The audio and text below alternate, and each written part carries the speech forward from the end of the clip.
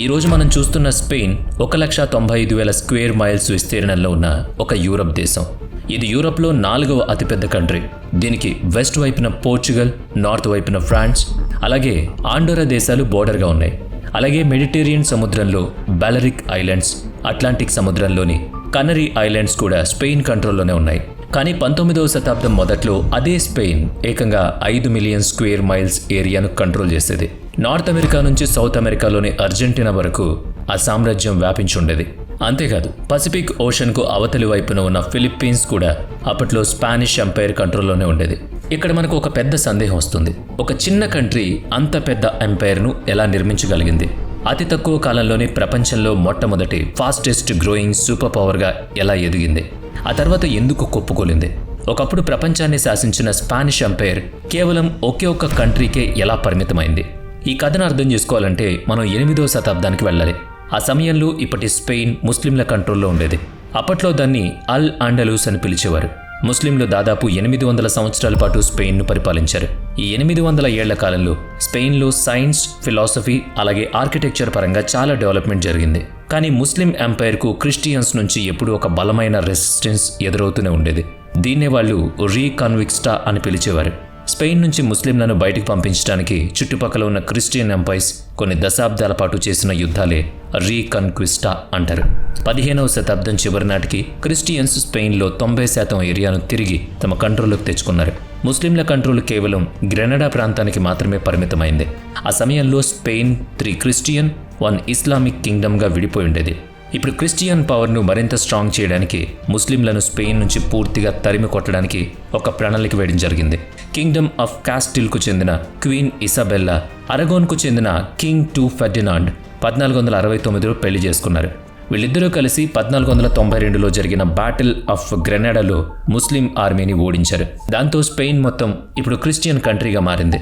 స్పెయిన్పై పూర్తి కంట్రోల్ సాధించిన తర్వాత ఈ క్రిస్టియన్ రాజుల దృష్టి బయట ప్రపంచంపై పడింది. కొత్త ఇంటర్నేషనల్ ట్రేడ్ రూట్స్ కనిపెట్టి వాటి ద్వారా లాభాలు పొందాలని వాళ్ళు అనుకున్నారు. సరిగ్గా స్పెయిన్ పక్కనే ఉన్న పోర్చుగీస్ ఎంపైర్ అప్పటికే 70 ఏళ్ల క్రితమే అట్లాంటిక్ ఓషన్ను ఎక్స్ప్లోర్ చేసింది. ఆఫ్రికా కింది భాగం నుంచి సౌత్ ఆసియా, ఈస్ట్ ఆసియా వరకు ట్రేడ్ రూట్స్ డిస్కవర్ చేసింది. దీనివల్ల వాళ్ళు అప్పటి వరకు ఉన్న ఒట్టోమన్ ట్రేడ్ మోనోపోలీని నెమ్మదిగా బ్రేక్ చేస్తూ వచ్చారు. అందుకే ఆ సమయంలో ఆసియా, మిడిల్ ఈస్ట్, యూరప్ మధ్య జరిగే ట్రేడ్ మొత్తం ఆ ఒట్టోమన్ ఎంపైర్ కంట్రోల్లోనే ఉండేది. సరిగ్గా అప్పుడే 1480లో క్రిస్టోఫర్ కొలంబస్ అనే ఒక ఇటాలియన్ ఎక్స్ప్లోరర్ స్పానిష్ ఎంపైర్ ముందు ఒక ఐడియా ఉంచాడు. భూమి గుండ్రంగా ఉన్నప్పుడు ఆసియాకు వెళ్ళడానికి ఆఫ్రికా కింద నుంచి వెళ్లాల్సిన అవసరం లేదు అన్నాడు. యూరప్కు వెస్ట్ సైడ్ నుంచి ప్రయాణిస్తే సులభంగా ఆసియా చేరుకోవచ్చని చెప్పాడు. అది కూడా చాలా తక్కువ రూట్లో వెళ్ళొచ్చని వివరించాడు. ఆ సమయంలో అట్లాంటిక్ ఓషన్ అవతలి వైపు ఏముందో ఎవరికీ తెలియదు. పోర్చుగీస్ ఎంపైర్ లాగే తాము కూడా కొత్త ట్రేడ్ రూట్స్ డిస్కవర్ చేయాలనే ఆశతో క్వీన్ ఇసాబెల్లా, కింగ్ ఫెర్డినాండ్ ఈ ఐడియా ఒప్పుకున్నారు. 1492 ఆగస్టు 3న క్రిస్టోఫర్ కొలంబస్ 3 చిన్న షిప్స్ తీసుకుని ప్రయాణం మొదలుపెట్టాడు. స్పెయిన్లోని పాలోస్ డెలా ఫ్రాంటెరా అనే నగరం నుంచి అతని ప్రయాణం మొదలైంది. ఖచ్చితంగా 2 నెలల ప్రయాణం తర్వాత అతను ఒక ఐలాండ్ చేరుకున్నాడు. అతను దాన్ని ఈస్టర్న్ ఆసియాలోని ఒక ప్రాంతమని అనుకున్నాడు. ఆ ఐలాండ్కు అతను శాన్ సాల్వడార్ అని పేరు పెట్టాడు. ఆ తర్వాత బహమాస్, నార్థరన్ క్యూబా, హిస్పానియోలా ప్రాంతాల మీదుగా ప్రయాణించి 1493లో తిరిగి స్పెయిన్ చేరుకున్నాడు. వెస్టర్న్ సైడ్ ఇంకా ఎవరూ డిస్కవర్ చేయలేని ఐలాండ్స్ చాలా ఉన్నాయని రాజు రాణికి చెప్పాడు. అక్కడికి ఇప్పటి వరకు ఏ యూరోపియన్ వెళ్ళలేదని వాళ్ళు అనుకున్నారు. ఈ కొత్త డిస్కవరీస్ గురించి విన్న రాజు, రాణి చాలా సంతోషించారు. దాంతో 1493లో 17 షిప్స్ ఇచ్చి కొలంబస్ను మళ్లీ వెస్టర్న్ సైడ్ ప్రయాణానికి పంపారు. ఈసారి కొలంబస్ కరేబియన్ ఐలాండ్స్ అన్నిటినీ డిస్కవర్ చేశాడు. ఇక్కడ లోకల్ ప్రజలను కలిశాడు. ఆ జర్నీ ముగించుకుని 1496 నాటికి తిరిగి స్పెయిన్ చేరుకున్నాడు. ఆ తర్వాత 1498లో కొలంబస్ 3వ అక్కడికి వెళ్ళాడు. ఈసారి ట్రినిడాడ్ అలాగే సౌత్ అమెరికాకు నార్త్ వైపు ఉన్న కోస్టల్ ఏరియాను చేరుకున్నాడు. అప్పటి వరకు ఆసియాలోని కొత్త ఐలాండ్స్ డిస్కవర్ చేస్తున్నానని అనుకుంటున్న కొలంబస్కు అప్పుడే ఒక నిజం తెలిసింది. తను కనిపెట్టింది ఆసియాని కాదు, ఒక అన్నోన్ కాంటినెంట్ అని అతనికి అర్థమైంది. 1502లో కొలంబస్ 4వసారి చివరిసారి ఈ ప్రయాణం మొదలుపెట్టాడు. ఈసారి అతను పనామా, జమైకా, హోండురాస్, నికర్వాగ్వా లాంటి సెంట్రల్ అమెరికన్ కంట్రీస్ను డిస్కవర్ చేశాడు. కానీ ఇదే సమయంలో అతను తీవ్రమైన అనారోగ్యానికి గురై తిరిగి స్పెయిన్ వెళ్లాల్సి వచ్చింది. ఆ తర్వాత 1506లో అతను చనిపోయాడు. యూరోప్ నుంచి ఆసియాకు షార్ట్ రూట్ కనిపెట్టడంలో కొలంబస్ ఫెయిల్ అయ్యాడు. కానీ ఈ కొత్త కాంటినెంట్ డిస్కవరీ మాత్రం ప్రపంచవ్యాప్తంగా పెద్ద సంచలనం సృష్టించింది. కొలంబస్ చేసిన ఈ డిస్కవరీస్ మొత్తం ప్రపంచ చరిత్ర గతినే మార్చేయబోతున్నాయి.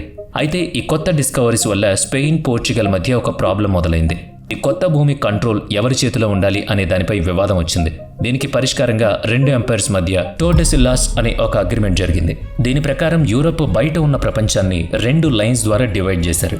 వెస్ట్ వైపు ఉన్న ఏరియా అంతా స్పానిష్ ఎంపైర్ కంట్రోల్లోకి వెళ్ళింది. మధ్యలో ఉన్న ఏరియా మాత్రం పోర్చుగీస్ ఎంపైర్ కంట్రోల్లో ఉండేది. అందుకే సౌత్ అమెరికాలో ఉన్నప్పటికీ బ్రెజిల్ పోర్చుగీస్ ఎంపైర్ కంట్రోల్లో ఉండిపోయేది.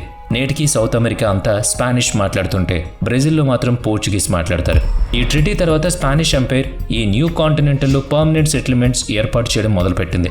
ముందుగా హిస్పానియోలా ఐలాండ్లో శాంటో డొమింగో అనే నగరాన్ని నిర్మించారు. ఆ తర్వాత క్రమంగా 1515 నాటికి కరీబియన్లోని మిగతా ఐలాండ్స్, అలాగే సెంట్రల్ అమెరికాలోని స్పెయిన్ నుంచి ప్రజలను తీసుకొచ్చి సెటిల్ చేశారు. ఈ మొత్తం రీజియన్లో క్యూబా స్పానిష్ ఎంపైర్కు హెడ్ క్వార్టర్గా మారిపోయింది. మరోవైపు అమెరికాలోని మిగతా ప్రాంతాల అన్వేషణ కూడా ఆగకుండా కొనసాగుతూనే ఉంది. దీంతో వెస్ట్ సైడ్ ఇంకా చాలా పవర్ఫుల్ అలాగే సంపన్నమైన సివిలైజేషన్ ఒకటి ఉందనే రిపోర్ట్స్ వాళ్ళకి అందాయి. ఆ సంపన్నమైన నాగరికతను వెతుక్కుంటూ 1518లో హెర్నార్ కోస్టర్ అనే ఎక్స్ప్లోరర్ తన కొంతమంది అనుచరులతో కలిసి మెక్సికో కోస్ట్ లైన్కు చేరుకున్నాడు. ఆ సమయంలో మెక్సికోలో అజ్టెక్ ఎంపైర్ రాజ్యం నడుస్తోంది. వాళ్ళ క్యాపిటల్ టెనోచ్టిట్లాన్. ఇది ఒక సరస్సు మీద నిర్మించిన నగరం. కోర్టెస్ 2 సంవత్సరాల పాటు ఆపకుండా యుద్ధం చేసి 1520లో ఆ నగరాన్ని తన కంట్రోల్లోకి తెచ్చుకున్నాడు. ఆ తర్వాత అదే నగరానికి న్యూ మెక్సికో సిటీ అని పేరు పెట్టారు. ఆ తర్వాత కాలంలో ఆ నగరమే స్పానిష్ ఎంపైర్కు అడ్మినిస్ట్రేటివ్ క్యాపిటల్గా మారిపోయింది. స్పానిష్ ఎంపైర్ ఈ నార్థరన్ సైడ్ కంట్రోల్ తీసుకున్న వెంటనే వాళ్ళకొక న్యూస్ తెలిసింది. కింద సౌత్ అమెరికాలో కూడా అజ్టెక్ లాంటి ఎన్నో అడ్వాన్స్డ్ సివిలైజేషన్స్ ఉన్నాయని వాళ్ళకి సమాచారం అందింది. ఆ సమయంలో సౌత్ అమెరికా వెస్టర్న్ సైడ్లో ఉన్న ఆండిస్ మౌంటైన్ రేంజ్ వెంబడి, అంటే ఇప్పటి పెరు, ఈక్వెడార్, బొలివియా ఉన్న ప్రాంతాల్లో ఇంకా సివిలైజేషన్ ఉండేది. ఆ తర్వాత 12 సంవత్సరాల్లో స్పానిష్ ఎంపైర్ ఈ ప్రాంతం మొత్తాన్ని కూడా కబ్జా చేసింది. ఈసారి వాళ్ళ గెలుపులో అతిపెద్ద రోల్ ప్లే చేసింది వాళ్ళు యూరోప్ నుంచి తమతో పాటు తెచ్చిన ఆ రోగాలే. ఇమ్యూనిటీ లేకపోవడం వల్ల లోకల్ ప్రజలు చాలా మంది ఆ రోగాలకు చనిపోయారు. దాంతో స్పానిష్ ఆర్మీతో పోరాడడానికి చాలా తక్కువ మంది మిగిలారు. ఈ పరిస్థితిని వాడుకున్న స్పానిష్ ఆర్మీస్ చాలా ఈజీగా ఆ నగరాలను కంట్రోల్లోకి తెచ్చుకున్నాయి. ఇక 16వ శతాబ్దంలో స్పానిష్ ఎంపైర్ విస్తరిస్తున్న కొద్దీ వాళ్లకు రిసోర్సెస్ అలాగే డబ్బులు అవసరం చాలా పెరిగిపోయింది. అందుకే వాళ్ళు సౌత్ అమెరికాలోని రిసోర్సెస్ కోసం చాలా అగ్రెసివ్గా వెతకడం మొదలుపెట్టారు. మెక్సికో, బొలివియా, పెరు ప్రాంతాల్లో స్పానిష్ ఎంపైర్కు చాలా గోల్డ్, సిల్వర్ మైన్స్ దొరికాయి. అక్కడి నుంచి బంగారం, వెండి తీసి స్పెయిన్కు పంపించడం స్టార్ట్ చేశారు. 16వ శతాబ్దం చివరి నాటికి సౌత్ అమెరికా నుంచి ఎంత బంగారం వచ్చిందంటే స్పెయిన్లో దాన్ని దాచడానికి చోటు కూడా సరిపోయేది కాదు. ప్రపంచంలో 80% గోల్డ్, సిల్వర్ ఆ సప్లై మొత్తం ఒక్క స్పెయిన్కే వెళ్లేది. దీనివల్ల సౌత్ అమెరికాలోని రిసోర్సెస్ అన్ని పూర్తిగా ఎంప్టీ అయ్యాయి. అదే సమయంలో అక్కడికి స్పానిష్ వాళ్ళు రావడం వల్ల ఒక విచిత్రమైన హైబ్రిడ్ సొసైటీ ఏర్పడింది. స్పెయిన్ నుంచి వచ్చిన లోకల్ మహిళలను పెళ్లి చేసుకున్న వాళ్ళ పిల్లలను మెస్టిజోస్ అనేవాళ్ళు. ఇక పేరెంట్స్ ఇద్దరు స్పానిష్ వాళ్లే అయినా అమెరికాలో పుట్టిన పిల్లలను క్రియోలోస్ అని పిలిచేవారు. 3వ క్లాసు వాళ్లను పెనిన్సులార్స్ లేదా ప్యూర్ బ్లడ్ అనేవాళ్ళు. వీళ్ళ పేరెంట్స్ స్పానిష్ వాళ్లే, వీళ్ళు పుట్టింది కూడా స్పెయిన్లోనే. ఇక్కడ జస్ట్ రూల్ చేయడానికి మాత్రమే వాళ్ళు పంపబడ్డారు. వీళ్లే అప్పటి రూలింగ్ క్లాస్. ఇక 1808లో స్పానిష్ ఎంపైర్కు ఒక ఊహించని దెబ్బ తగిలింది. నెపోలియన్ స్పెయిన్ పై అటాక్ చేసి కేవలం ఒక్క సంవత్సరంలో మొత్తం స్పెయిన్ని కబ్జా చేశాడు. అదే కరెక్ట్ టైం అని సౌత్ అమెరికాలో ఉన్న క్రియోలోస్, మెస్టిజోస్ స్పానిష్ ఎంపైర్ నుంచి స్వాతంత్రం పొందాలని డిసైడ్ అయ్యారు. వాళ్లపై రివోల్ట్ స్టార్ట్ చేశారు. 1808 నుంచి 1810 మధ్య ఈ ప్రాంతాలన్నిటిలో వార్స్ ఆఫ్ ఇండిపెండెన్స్ మొదలయ్యాయి. ముందుగా 1816లో అర్జెంటీనా ఇండిపెండెన్స్ డిక్లేర్ చేసింది. ఆ తర్వాత 1818లో చిలీ, 1819లో కొలంబియా కూడా స్పానిష్ ఎంపైర్ నుంచి విడిపోయాయి. 2 ఏళ్ల తర్వాత మెక్సికోలో కూడా స్పానిష్ కంట్రోల్ నుంచి ఫ్రీ అవడం మొదలుపెట్టాయి. ఫైనల్గా 1824లో పెరు కూడా ఇండిపెండెన్స్ ప్రకటించుకుంది. కేవలం 8 ఏళ్ల వ్యవధిలో 400 ఏళ్ల చరిత్ర మొత్తం మహా స్పానిష్ ఎంపైర్ను కుప్పకూల్చింది. 19వ శతాబ్దం చివరి నాటికి స్పానిష్ ఎంపైర్ కంట్రోల్లో కేవలం క్యూబా, ప్యూర్టోరికో, కొన్ని కరీబియన్ ఐలాండ్స్, ఫిలిప్పీన్స్ మాత్రమే మిగిలాయి. 1895లో ఫైనల్గా క్యూబాలో కూడా వార్ ఆఫ్ ఇండిపెండెన్స్ స్టార్ట్ అయింది. ఇందులో యుఎస్ఏ కూడా ఇన్వాల్వ్ అయింది. 3 ఏళ్ల తర్వాత స్పానిష్ ఎంపైర్ పూర్తిగా ఓటమి ఒప్పుకుంది. ఆ మిగిలిన చివరి దేశాలు కూడా వాళ్ళ కంట్రోల్ నుంచి చేజారిపోతాయని.